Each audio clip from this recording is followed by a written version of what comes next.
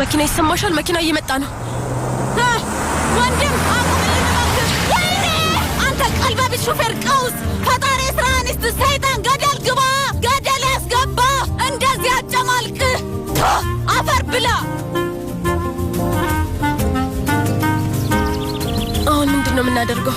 ምን እናደርጋለን? ባህር እዛ ጋር ቆንጆ የሆነ ልብስ ቤት አለ። ሄደን ልብስ እንገዛና ከዛ ወደ ካፌ ሄደን ከዛ ቡና እየጠጣን እንበላለን ምናምን። በቃ ሌላ ምን እናደርጋለን? እንደዛ ይሻላል አይደለ? ጫማዬ በሙሉ ጭቃ ነው። ታዲያ እንዴት ነው የምንሄደው? ነይ እሺ፣ ነይ ወደዚህ ነይ። ሌላም እየመጣ ነው። ነይ ወደዚህ ነይ፣ እንዳይረጨን።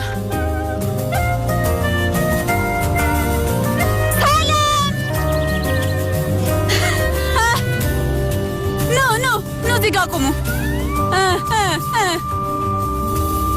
ቆም። አብዳችኋል እንዴ?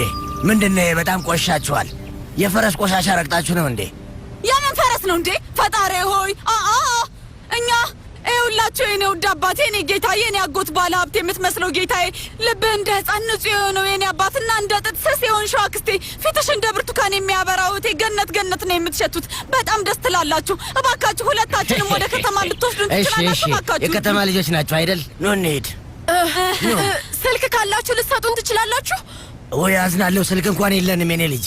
በጣም ጥሩ ነው። ይህንን ነበር የምንፈልገው። በኋላ ቀር መኪና መሄድ። ቀስ ብላችሁ ውጡ፣ እንዳትወጡ።